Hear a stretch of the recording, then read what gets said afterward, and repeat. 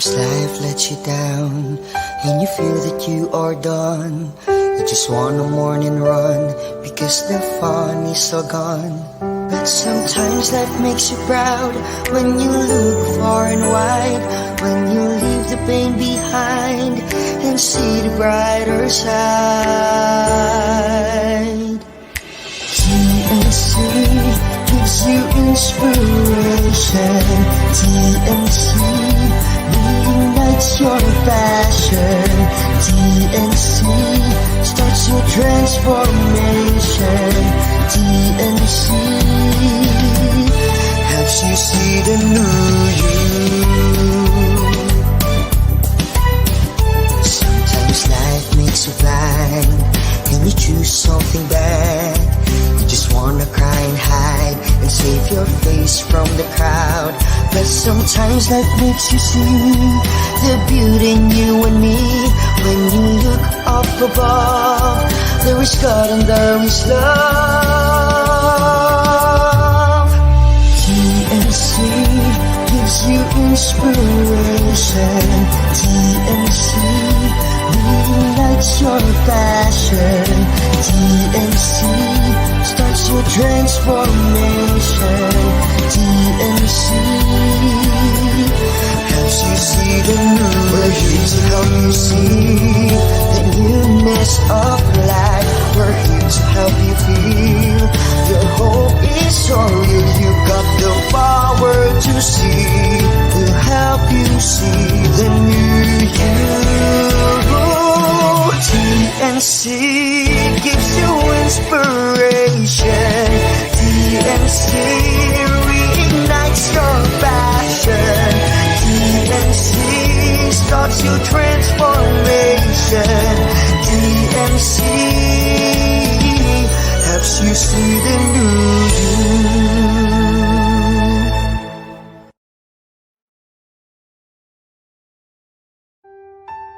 The new channel.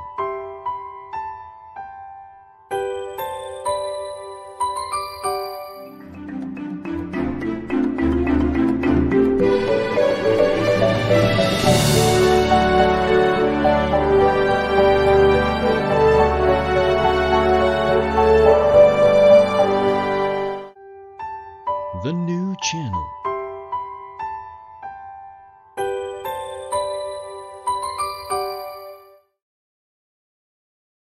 The views, opinions, and insights expressed in the following show are those of the hosts, producers, guests, and viewers.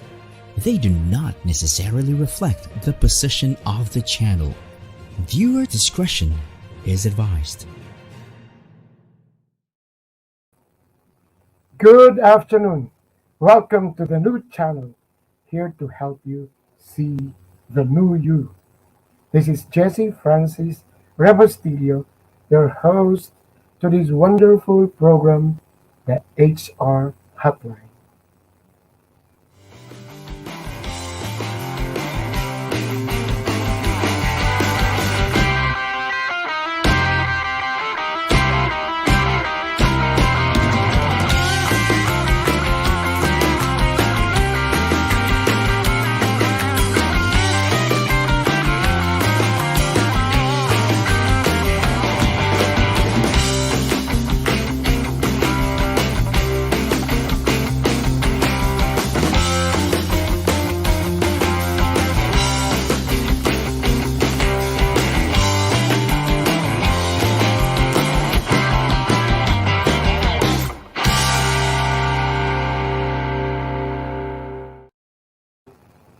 Yes, ladies and gentlemen, this is a wonderful day. I woke up early and I walked my dog and the sun is shining.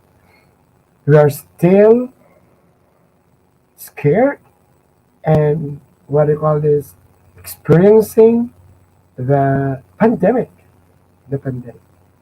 And this is the topic for today. Today is a Saturday. It should be our discussion should be on HR moments and it has to be live, but I selected a topic that is most pressing and relevant to the times. Recently, can I have my friends who are already here to say hello to me so that I will know who are already in the house, already many?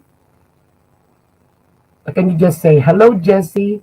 I or where you are, or um, just say good morning so that I will know who are the guests that we have in the live stream.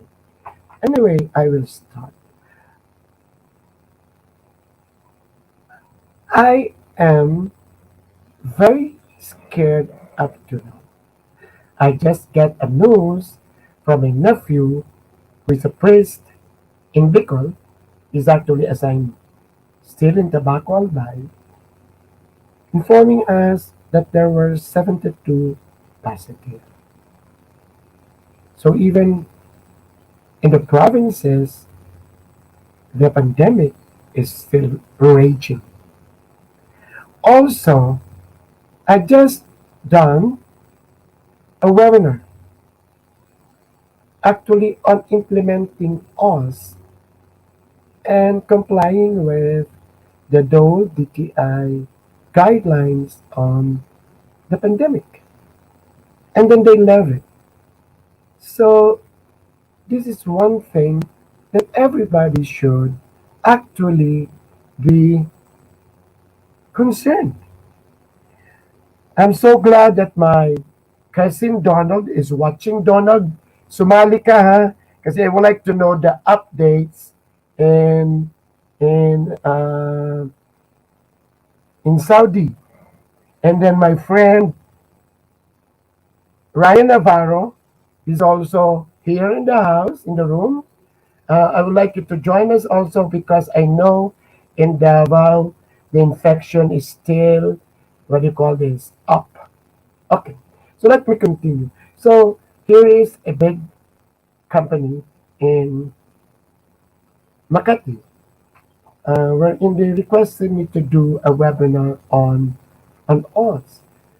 I told them that I should not be the one because it should be somebody from Dole, but they knew that I had a stint with ILO, and I did a research and I did a training for the labor inspectors on safety and health.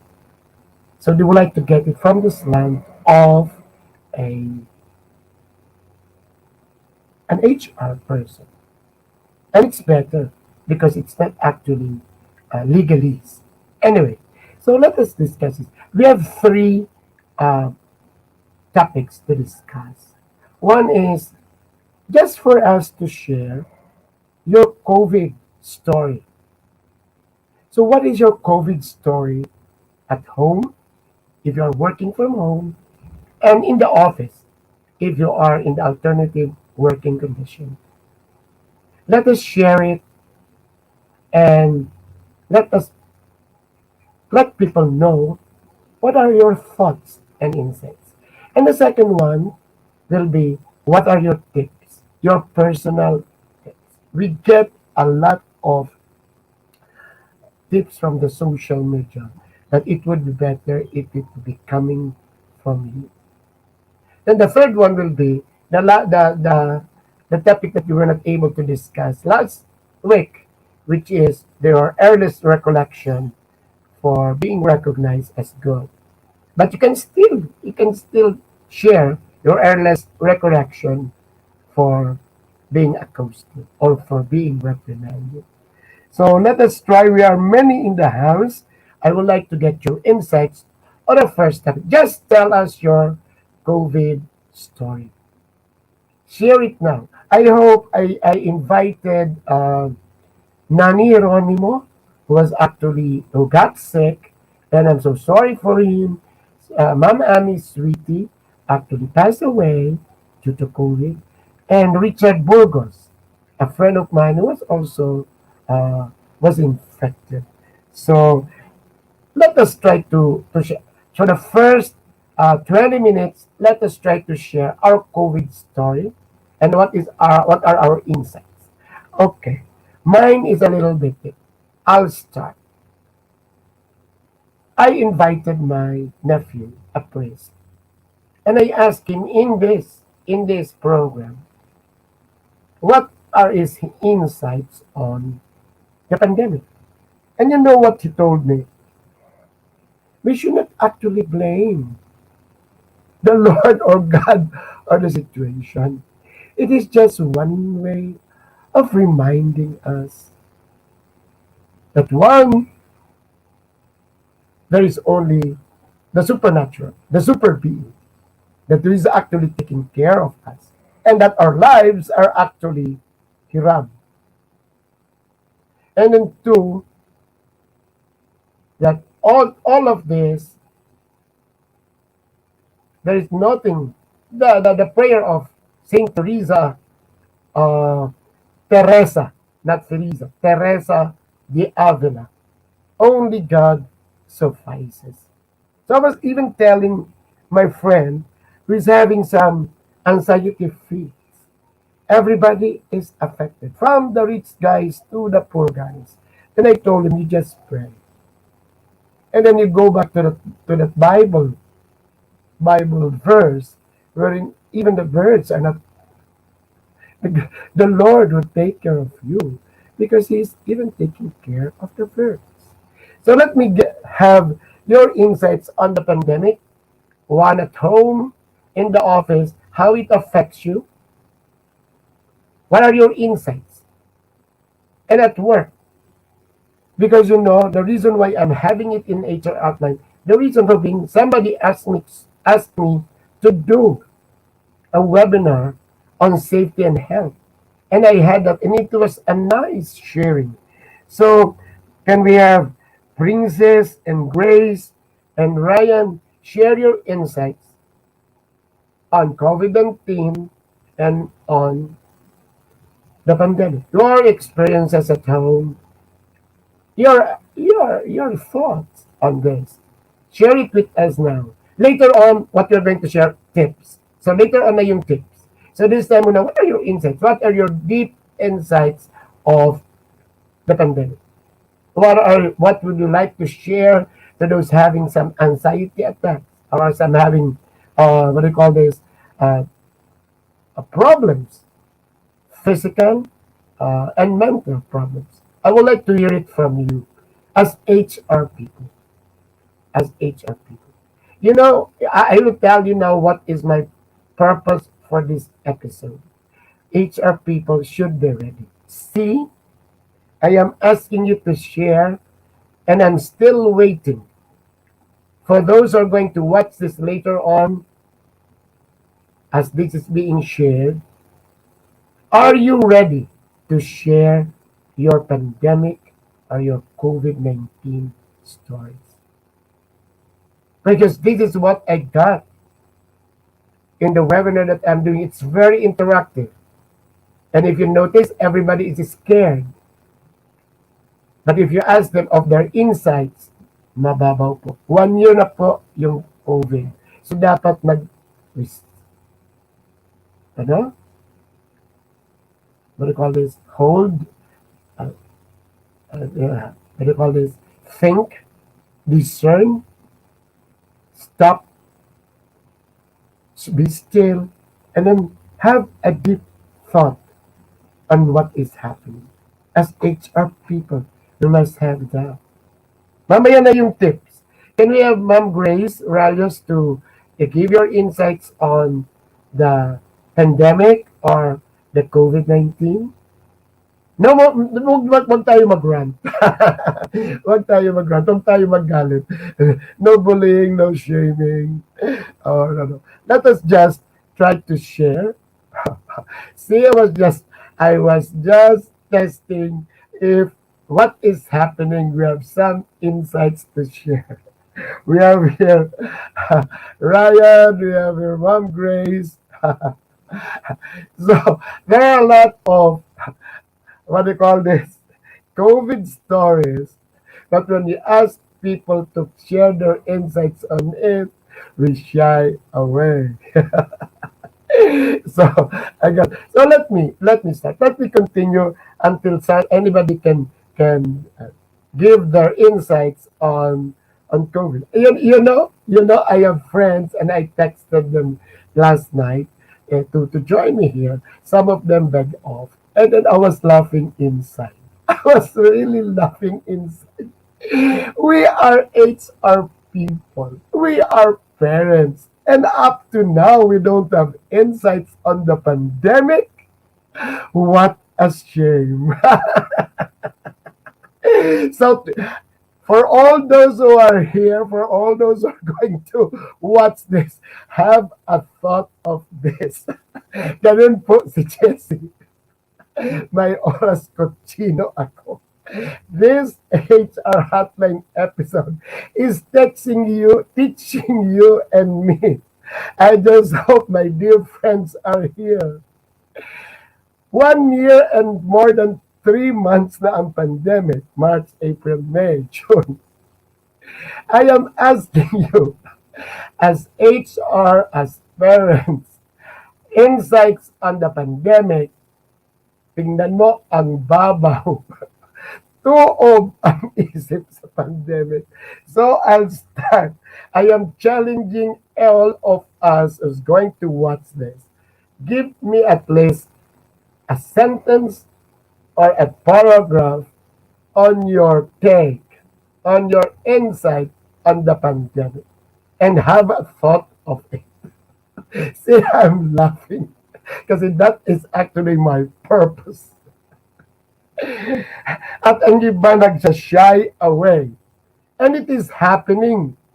It is happening. Okay, let me continue. So, siguro, parang sulit siguro to. So, my take and my insight is, why are we suffering this? Why did it happen? Why are so many deaths? And then, as I was telling you, my nephew is a priest, told me. In the past, there were what they call pandemic. And of course, we get sick. And of course, we are not immortal.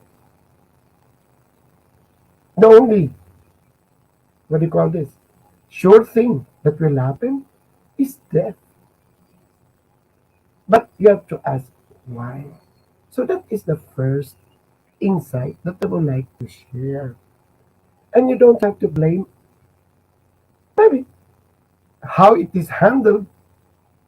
But let go first. Okay, so we now have here. Thank you. Let us spot on Cecil. Oh, thank you, Cecil. Cecil is a one. The pandemic has touched each other's life differently. Love you, Cecil. This is actually what I want that should be gathered from us leaders and HR. While the journey is still on, I personally thought the world has been noisy in many ways. And it gave me a healthy pause to recalibrate and assess priorities, plans, and directions, whether professionally or personally. I'd rather focus on opportunities and pick up from there. Spot on, Cecil. You are really the best. Some of our friends were shying away from the topic as deep thought on what is happening. Direct, can we again spot on Cecil's sharing on our topic today? Because this is it. Direct, can we spot on again? Direct Monica, Cecil Munoz. The first one, the Cecil Munoz. I will read it again with, what do you call this? Gustav. The pandemic has touched each other's life differently. While the journey is still on, I personally thought the world has been noisy in many ways. And it gave me a healthy pause to recalibrate and assess priorities, plans, and directions, whether professionally or personally. I'd rather, no, wala na. I'd rather, pinabasa ko pa. I'd rather, ay mahina ang mata ko. I'd rather focus on opportunities and pick up from there. Right, Cecil. And this again should be shared. Kasi sa totoo talaga, pardon the street lingo, ang daming nasampal na pangyayari. Things that are limited. Ako personally, the things that I can see now. You know, Cecil, I have a collection of shoes. If you ask me, I counted it actually 57. 57. 57. And then the one of the running, the rubber shoes, it's around 40 plus. Do I wear it now? No. Two, in the family, we have this tradition that we have to go up to Tagaytay monthly and we have to eat outside weekly. Do we need it now? No. And there was a time that I had really have to fast going to the church because I am a lay minister. But I am now online. Do I have to fast if I have taken a bath or I have my right shoes to wear or the right socks to match with the Barong Tagalog? No. So thank you, Cecil, for sharing that. It was a little bit noisy. So the pandemic was actually for us to really take care of ourselves, be scared, and recalibrate. I like that word, recalibrate. And I am, Cecil. I am. I now am reading. I have here a collection here. I have here a collection of, and you can see it at my back. What do you call this? Coffee table books. Sometimes I buy it on discounted, on the sale there in SMX. But still expensive. Sale at 3,000, 4,000. Have I read in Cecil? No. It's only now that I have time at night after to break my doing my slides for my webinar that I have time to browse. And I am thinking, wow, this is nice. Thank you, Cecil. Then we go back to the. So we have here from Ryan Navarro. Ryan Navarro is a manager in Davao IntelliCare. BPS, BBJC. A lot of stories and thoughts from the pandemic in our workplace. Stressful, yet I am more than willing to extend help for the sake of safety and health of each and everyone. So from Ryan's viewpoint, napupukaw ngayon yung malasakit. Is it really true malasakit? But you can see, Ryan, para bang any chance to help, you do it. You really do it. You know, Ryan, I don't have a community pantry here, and I shied away from sending, what do you call this, my share, some groups. But you know, for those people who are near to me, friends, who are actually out of job, this is supposed to be not to be mentioned, but I will tell you now. Weekly, I send them money. I don't send it in one because I'm very sure they're going to use it for some other ways. But just to keep them going. And that is my share of being madamalasakit. Alam mo madamalasakit, Ryan? It's actually an irony. Sometimes you can really help others and then take a picture and post it in the social media, but you cannot help your kasambahay, your neighbors, your cousins, your relatives. So yun, have some thought on it. Yan po ang gusto kong sabihin ng episode na ito, which should be shared. Ay, dako ang HR. Ang daming mga programs. But it is really true. Oh, nag-pausing ako ha. Ewan ko kung cute. Let's go to Jemai. Jemai here. Can you spot on Jemai? Okay. The pandemic made me realize of what really is more important. Spending quality time with the important people in your life and being happy. Right, Jemai? Yun din ang gusto kong mapiga sa ating guest ngayon. It taught me that everything in the world is temporary. So we should choose wisely what we want to spend more time on. Thank you, Gemma. Napakalalim ni Gemma is so young, but you can see from Cecil to Ryan to Gemma, deep thoughts on the pandemic. So si Gemma, it's realized on what is really more important. Direct, Monica, are you listening? Yung lahat sa puzzle back, are you listening? What is more important? I am telling this to Berlo, to Joven, to Kevin, the people here. What is really more important? The quality time. I will give you an example, Gemma. Before, we used to eat talaga yung kompleto. I am from Bicol, kompleto kami. Kusido, gulay, prito. So we have actually soup, a main dish, and a side dish, and ano. Pero now, sabi ko, let's not even try to economize. Let's have, sabi ko, one dish meal, which is actually, say, a soup with, say, a karkare, or ano. But, you know, one thing, I don't know if it's still economizing, but it is. But, you know, my marching order is one dish, but it has to be of quality, tasty. And you know, ang sasarap. Nowadays, the time that we were eating the complete meal, I don't say wow. Nowadays, last time it was, what do you call this? Yung, ay, nakalimutan ko. Yung yellow, yung kalabasa. The kalabasa, there is a soup in the kalabasa and everything there. I was saying, wow! It was even better than the soup in one of the hotels. So quality. So you now the pandemic taught us na yes, simple, focused, but quality. And yes, Gemma, I know you are actually enjoying your time with your son. Me too here. Me too here. You know, I have 34 dogs. And at the time, sometimes, I just say hello and then give them some treats. But you know, this time, to think that I am so busy with my webinars and my masters, I have some time to give them now myself their vitamins, their eye drops. So it's giving us time. Or even with my sons, my adopted sons here, giving us time to talk after eating at night. It's so what? So we go out to the garden. We are busy with our cell phones, but it's giving us time to talk.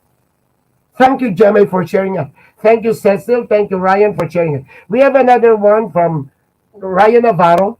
Ryan Navarro is a very spiritual person. If you don't know, I know him. Pipi Jesse, I'm not the only one watching your show. Kasama ko dito, nanay ko, kapatid ko. Wow. I am very sure, yeah. At ang mga nephews, they are happy listening. Yes. So, sa nanay, sa kapatid, at sa pamangkin, all of us, Emily, yung uncle, is just like me. Na, ang akala nyo ay kami ay medyo kalat, medyo ganito, medyo masaya. But malalim po. Kilala ko si Ryan. Malalim po ang chewing ninyo. Malalim po. So, yun nga. All of us, nanay and everybody, try to think what is really how does pandemic affects us? How does it affect us? Hindi yung isip ng isip ka kung hindi ka na makakabili, hindi ka na makakalabas, magkaka-mental issue ka na yan. Thank you, Ryan, for letting your, and let it be your habit that you watch this show every Saturday. Then we have here from Gemma Duque. It's a short post. Correct, PPJ, it's not really the quantity of time, but the quality of time. So that, yun ang tawag ko, Gemma, this is the positivity of the pandemic. From what was shared by Cecil, and then what is being shared by Ryan, yung malasakit and helping, and what you shared on the focus, these are actually the insights that we actually need for each one of us. For those listening, can I have some more insights from you? Kasi ako to medyo magseryoso ako. This is not a laughing matter. Kanina I was actually smiling because I was actually testing my friends on the topic. Sabi na, it's a common topic. Everybody, no. It is happening and it is affecting our lives. And how does it affect you? Hindi yung surface. Your thoughts your insights on the pandemic. From the kina Mr. Ryan Navarro, yung mga pamangkin mo dyan na maliliit, how does it affect them? Ask them. And then process it. Yung hindi na nakakalabas. You know, my house is in front of the open space here in Marcelo. And then some children are out in the park in the afternoon. And then I can hear their parents telling them what are those things that they cannot do anymore. Somebody will ask one child was asking if he can play with the ball, but I look at the eye of the father and tell him no with my signal, because we don't know who touched that ball. So the parent was explaining. So that is actually our concern now. And what we are going to think is, what is the impact on that, on the murang isipan ng bata. So that's it. So we have, saan na tayo? We have Monica. Yeah, Monica. I'm so excited again. Thank you for sharing. When we come back, we still continue. And now, when we come back, let's have our personal tips on the pandemic. But we can still continue on the insight kasi we are many here. But I would like you to share your insights on the pandemic. So let's have the first break. Direct monitoring.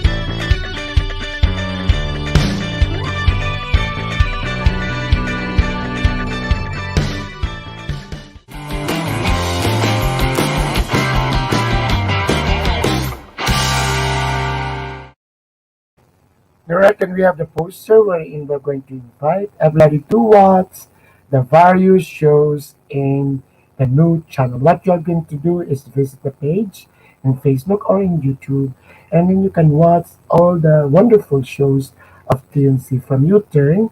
That's from Mondays up to Sundays.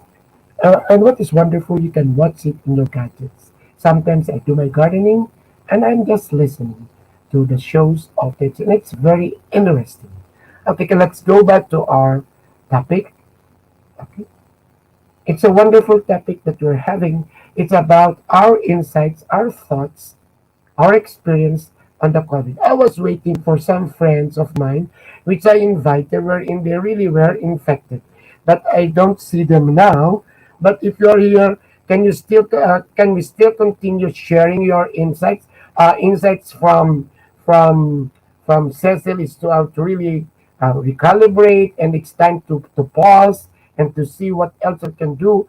One of Ryan is the insight is actually trying to look into to helping others, and then the other one is And from Jamai is on the focus, the quality time that you do. Can we have some more, what do you call this, sharing of your insights, or even with the guys in Puzzle Box?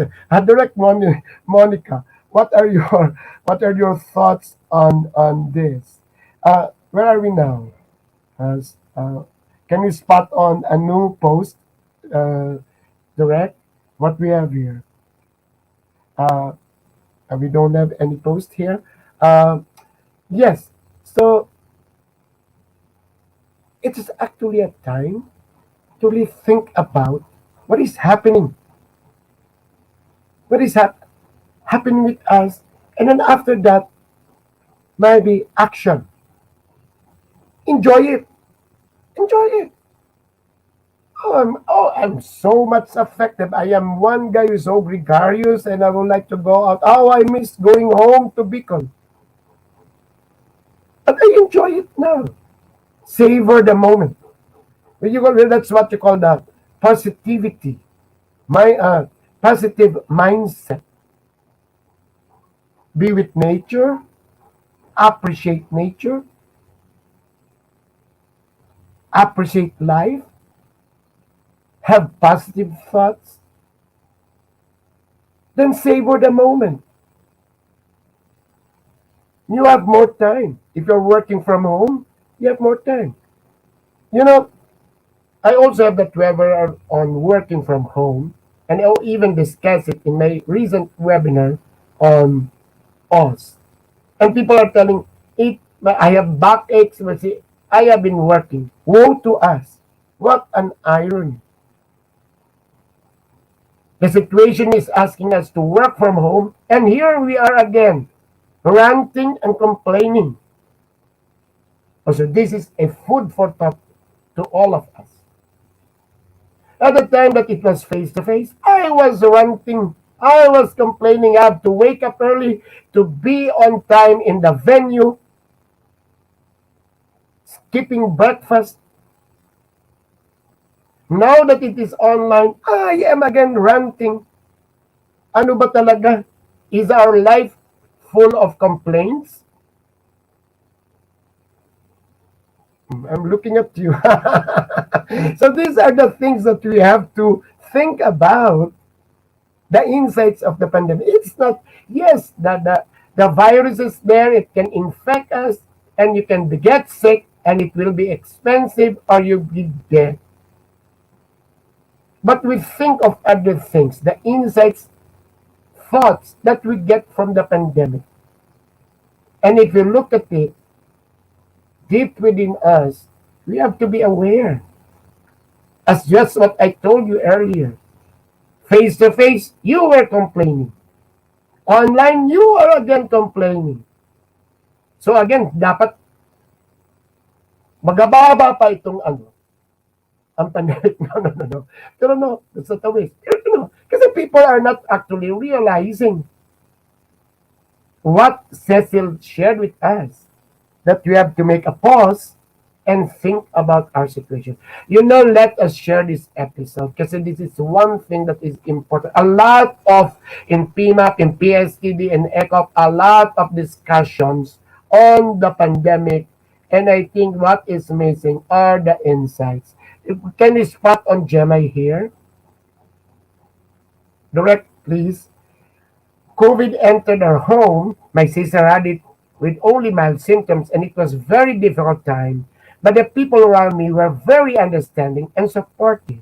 It was scary, and we are very thankful to have overcome that. See, that is actually first-hand experience.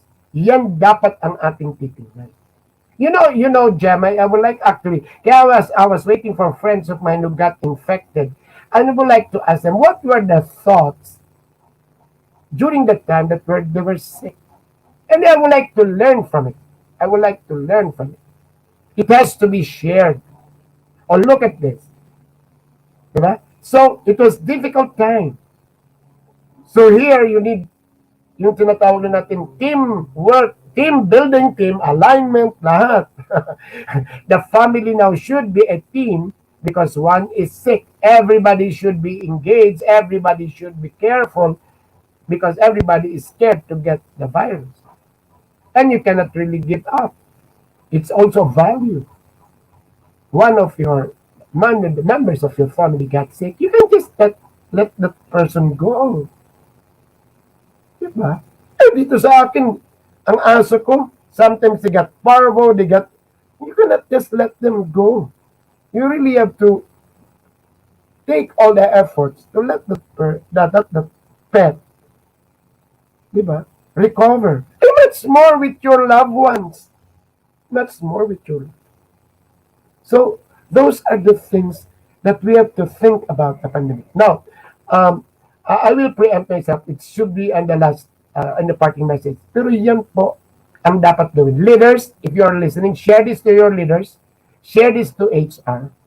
That the HR must have some thought on this. So that in their mentoring, coaching, and counseling, they are able to mouth properly. Kasi this is really a crucial and sometimes so it has its two ends. What you may say, it may have a different what do you call this, interpretation. Okay, there is a post here coming from Gemma again. Can you help me? Can you help me direct? Here we have you from Cecil. Many will agree that the pandemic taught us to be more appreciative and grateful for even the minute thing. Ay, magagalit si Cecil kasi hindi ko na pronounce properly. Minute things we used to take for granted. If you were appreciative, some are not even able to express it openly. So now is the time because life is short. Spot on, Cecil. Totoo yun. Alam mo, Cecil, noon, people sending me things you don't really, you appreciate it, pero hindi talaga yung wow na wow ka. Pero nowadays, Belle sent me a tablea. Basta nagpadala lang si Belle, a friend of mine in Pops. You know my happiness of receiving that? Yung parang wow, naalala, and wow, hindi ako nakapag-inom ng tsokolate for a longest time. You really appreciate it. Recently, si Cecil Terribly sent me a big banyan tree. Alam mo yung happiness ko, napakalaki. Yung parang, I prayed for her, I prayed for God for having friends. Tama ka, Cecil. Spot on. I am sharing with you personal things. Yung nakaalala. Maraming nakakaalala sa akin. Tapos kung narinig ko, wow, di ba noon sabi mo, oy, nag-abala ka pa. Ngayon, yung pagsabi mo nag-abala ka pa, hindi nag-abala ka pa. Talagang nag-appreciate ka na, nag-abala yung tao. Nag-abala yung tao. Alam mo yung binibilang ko ng mga plants online? Kasi third order na ako. Nagpadala sa akin ng mga, yung sabi ko, you can send me those that are already wilting. Kasi that is actually my trick. Nagpadala sila. You know, I was jumping up and down like a kid. Right, Cecil. It's kind of the spot on the next, aside from the one, there is a direct Gemini. Agree, PPJC, giving up is not an option, kahit mahirap. What's important is we make it a learning experience. Right, Gemini? Ang lalim mo, Gemini. Yes. Yes.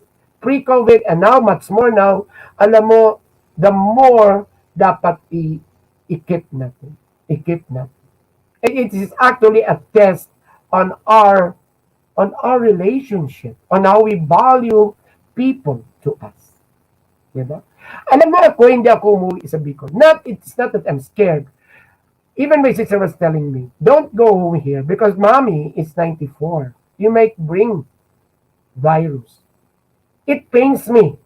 But mayroon din akong kaibigan na ganun din. Si Father G-Boy, my cousin. How he wishes to go home to Kamalig. Pero sabi niya, I'm afraid kasi I might bring the virus. Di ba? Pero ganun eh.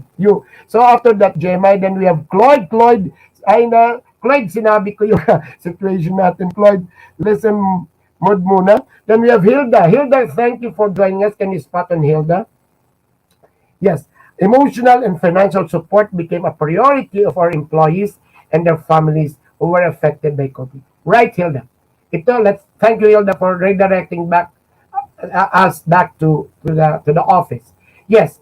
Alam mo, emotional, yung may ano, and financial. Ngayon nakikita mo na yung mga hiningi pala ng mga CBA, hindi naman pala kailangan. Ang daming hiningi. Ang daming mga benefits. Alam mo, it's time, I think, for companies to go back to the benefits that you are giving. Go back to the benefits. Those that are not actually needed, wag muna. It's like, ang naisip ko ngayon, yung eyeglass subsidy, yung mga subsidy na kung ano-anong mga subsidy, hindi naman kailangan. You really have to, what the pandemic taught us is actually focus on the essentials. On the essentials. So that was, yes, can you, after we have Lay. Lay, how was your presentation? Okay, yes, sana maganda yung presentation ninyo. Okay, Lay, we are talking here of your insights and thoughts as HR and as parents on the pandemic. And it is getting deep. Okay. Okay, so 3 more minutes on this. Can we still get some of your insights on how the pandemic should be taken? What are the insights and what are your thoughts on the pandemic? You know, the reason why I'm doing this, kasi this will help us HR. Now, if there is really somebody in our community, in our organization, that is actually complaining of telling us that he's already experiencing some issues on his mental health, ready ka ng sagot. At ito, yung mga sagot ni Ryan, ni Cecil, ni Jemay, ito dapat ang sagot. Actually, Cecil, yung sagot mo, yan ang sasabihin ko dun sa friend ko. Kasi almost every other night, at the text I cannot sleep. Sabi niya, when I'm alone here, everybody is sleeping, I cannot sleep anymore. So yun. So paano, anong i-advise mo? Kaya dapat ito, we should share. Okay? Magbe-break naman, Monica. Wala pa kaming malalim. Mamaya na tayo mag-break muna, Monica. Okay? Kasi ang sunod ko, what are the tips? Okay. Lighter. What are the tips that we need to give? One or two of you, can you give us tips that your personal tips for the COVID pandemic? Okay, while you're thinking of the tips, can we have the break? Takot ako kidirect, Monica. Sige, Monica, let's have the break. Then when we come back, we talk about your personal tips on the pandemic. Okay. Correct?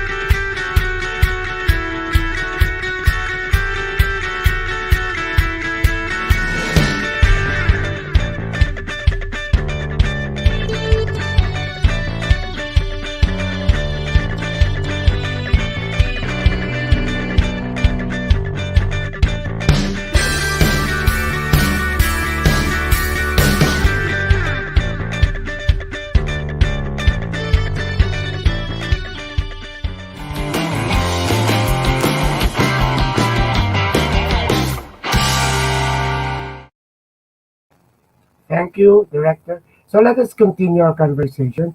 This time, let us share our personal tips for the pandemic. For me, it's actually having an integrated lifestyle or a regimen or I make sure that my day is what do you call this integrated.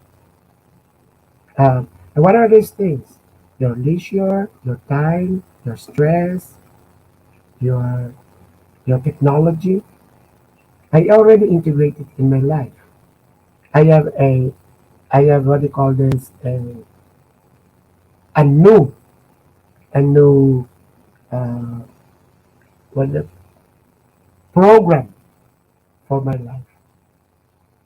Funny, I am a very prayerful person, but I now have added more time to prayers than going really to nature, than with the people and the pets that I really care. So yun ang mga tips ko. And it keeps my mindset, my mental health balance. Okay. Ano kaya ang mga masishare natin? We have here from Gemay. Yes. 100, 1,000. Yes, I take that. Sometimes nga 1,005 pa kung may ano. Sa labat with calamansi, I take that also right away as soon as you feel any itchiness or sore throat. Alam mo, I have your camelosan sometimes.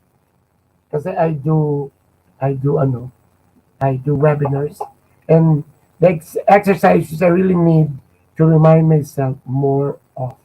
You know, Jeremiah, it's funny because sometimes I wake up late.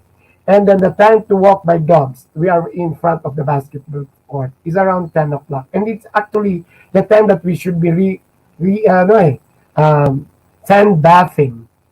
So I spend around mga 10 to 15 minutes at the center of the basketball court with my dogs moving around, shouting at them, reprimanding them. But I am enjoying the sun. 10 o'clock, ay napakainit. But you know, it's nice. I can feel it. I can really feel it. You know, I can feel it. Yung the sun, ano, yung naiwan natin. You know, I would like to share this. I grew up in Bicol and I am a barrio boy. I'm a provinciano. Sometimes when I started here in Manila, nakalimutan ko yung araw. Nakalimutan ko. You wake up early, you go to the office and it's aircon and you go home, isang nakalimutan ko yung sunset. I miss the sunset in our, it's not a sea view, mountain view, but you know, our house faces west, yung what do you call this? Yung tapos lang, nakikita ko sa hapon, when we get home, you have your coffee, watching the sunset. Dito sa Manila, nawala yun. So with the pandemic, ay, nakabalik. I enjoy the sun at 10 o'clock. Then before twilight, sundown, sunset, twilight, di ba yun yung progression yan? Nai-enjoy ko ngayon. So yun, right, Jamay. Then let's go to Lee Amizola. Lee, yes. The pandemic taught us to value what is important. Right. Differentiate needs from wants. Totoo. And the importance of family. This made me also realize the value of financial literacy. True. And the need to have another source of income in case your current company goes sideways. Ang lalim po nila. Right. Yung dapat meron ka nang yung tinatawag na yung backup. Backup. Lahat dapat tayo. Let us share this HR to our people. Itong sinabi ni Lay, let us share. One is what the value of what is important. Alam mo yung talagang essential. Di ba noon, Lay, kilala mo ako, Lay, kung bumibili ako ng personal, brief, t-shirt, di ba? Dapat talaga, branded, kasama pa tayo noon, naghanap tayo. Ngayon, Lazada, and you don't, no brand at all. No, nakalagay sa Lazada, nag-order ako ng mga boxer shorts, ang nakalagay, No brand. Okay naman. And what is important, I have briefs. Hindi naman yung, hindi naman yung, of course, I'm wearing something, yung mga, what is important? And the other one is the literacy, the financial literacy. What is really just enough? Alam mo, dapat isipan ngayon na dapat hindi ka rin na kit ng kit ng kit. Thank you, Lay. Okay, after that we have another. Can you spot on Lay again? I'm waiting for some more tips na nagbigay na si Jemay. Lay, can you spot on direct on Lay? Having a good and trusted support group like your family, friends are important when it comes to mental resilience. Oh, very nice. This should be shared also. Dapat may kausap. Yun na nga ang mahirap. Gaya ngayon, nagzo-zoom, ayaw i-open ang screen. O tumawag, pwede naman video chat, ayaw.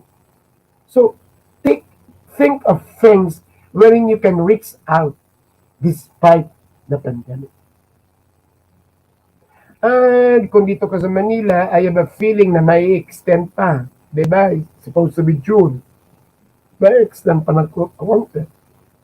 At ang sinasabi ko sa aking mga webinar, that I got it also from a webinar, I don't know if it's PMAP or ECHO, wherein even though we are already vaccinated and there is already herd immunity, it will still take around 3 to 4 years to actually let everything settle down and have what we call the new normal. Hindi yun na sinabi na vaccinated ka na. There are some countries we're in, pero ang ating situation, iba. Iba ang ating situation.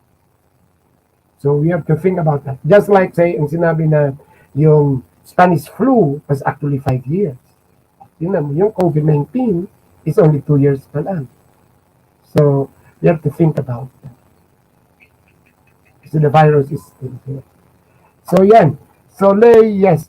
So, more on tips. Alam mo ako, I have this, the supplements, I really take that. And then the vitamins I take it. And then yung food intake talaga. It's, yung parang you really have to make sure na wala na muna yung wala kang makukuhang sustansya.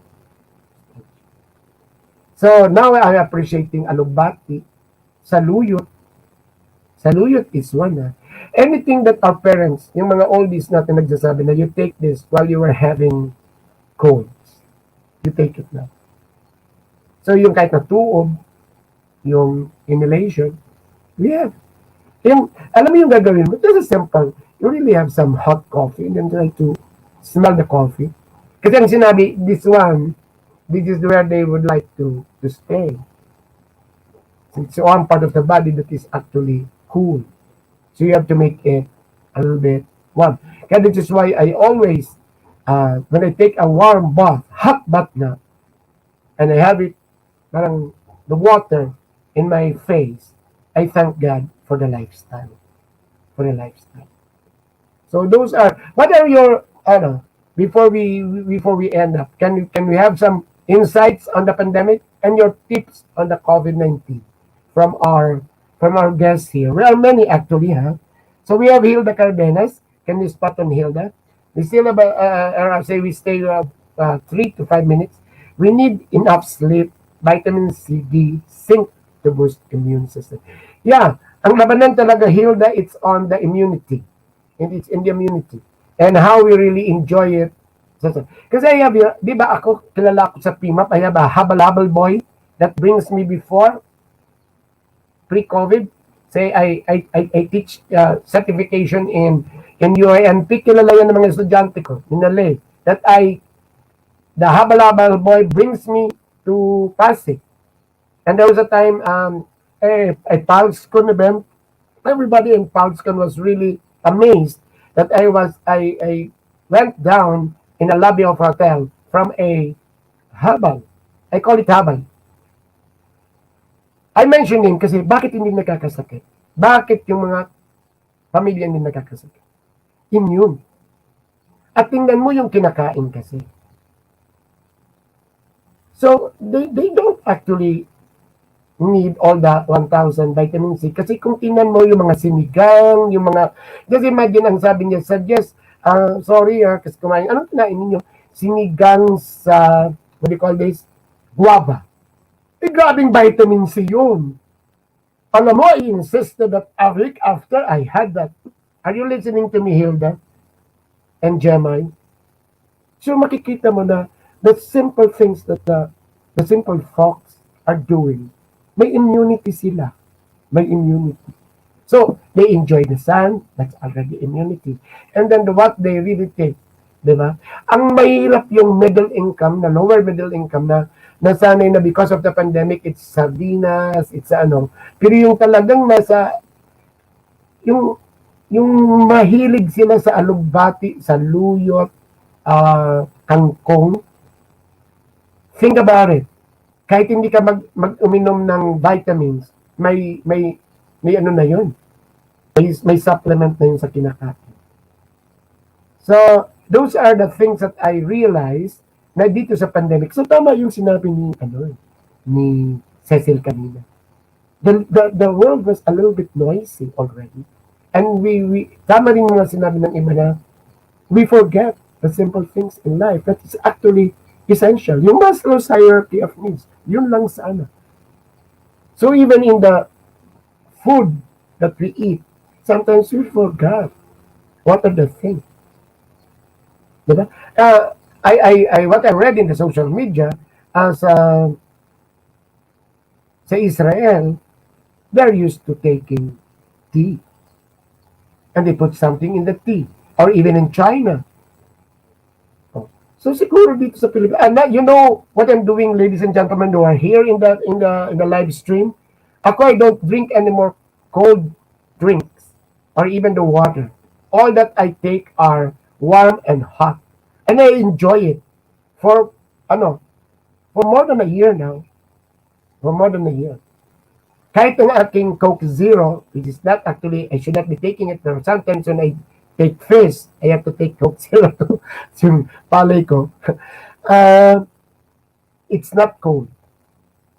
So that is one thing na I already adjusted to it. Yes. Yes, gulay is life.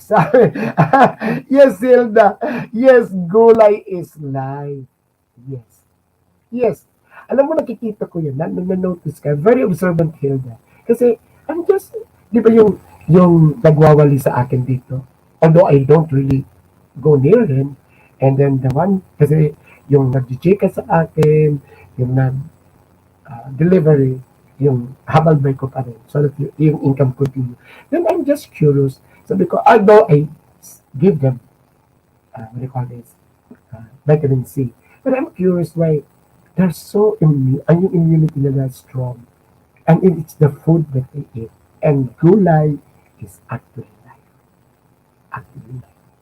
So, dito sa amin, this is a subdivision, pero ang dami rito malunggay. A lot of people are not appreciating it. Kanina, alam mo, naturuan ko na yung katulong ko. Yung aming 5 eggs, may sprinkling of gulay. O, kita mo, Hilda, ha? Hilda, Jeremiah. Yung aming sunny side up, mayroong mga green na chopped malunggay leaves. O, diba? So these are the things that the pandemic is telling us. Thank you very much to our esteemed guests who are joining me. Next time we'll make it another light moments. Pero this is just actually, I would like to ask my friends, Assistant HR, which you are going to share to our colleagues. What are your insights? What are your thoughts on the pandemic? And this is actually needed because as leaders, as HRs, we must have a ready answer if people will ask us. Or there is somebody ranting, complaining, or just mentioning, ay naku, ang hirap ng buhay.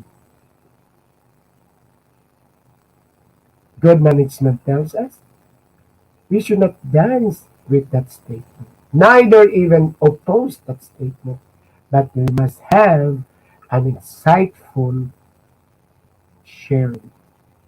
So let us be ready. If somebody tells us, ay, ang hirap, naiinis na ako. Ano ba itong pandemic? On the start blaming the government, start blaming the vaccination, they start blaming that they're not being promoted, start blaming that their salaries are not enough. Are we ready with answers, insights on the pandemic? And this is the point of this episode. I am challenging everybody listening to this and share this with everybody. Two parents, two leaders, two HR. The pandemic has been with us for more than a year. We must have already insights on this. People are looking up to us. And we have to have a ready thought. There are no quotations yet. There are no studies yet. So it's very personal. For you to be taken respectfully, credibly, with malasakit, a leader, an HR person, must have good insight on this. Read what Cecil, Ryan, Jemai, and Hilda, and Lay share. This is very important for your family. For I will share this in my last uh, webinar, last session webinar with a wonderful firm in Makati. My last activity will be this sharing the insights. Now, the tips, thank you.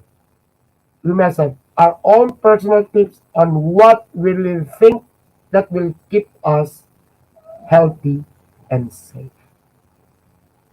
So these are the things that I would like the HR hotline would like to share, and personally myself, to all of us leaders and HR, that we must stop, as Cecil told us, recalibrate, listen, focus, experience it with ourselves so that we can share it. Let us be insightful. Actually, the answer to people having mental health issue is us. Us for being able to reach out and give them insights. Thank you very much. Ito po si Jesse Rebustillo, This Babalos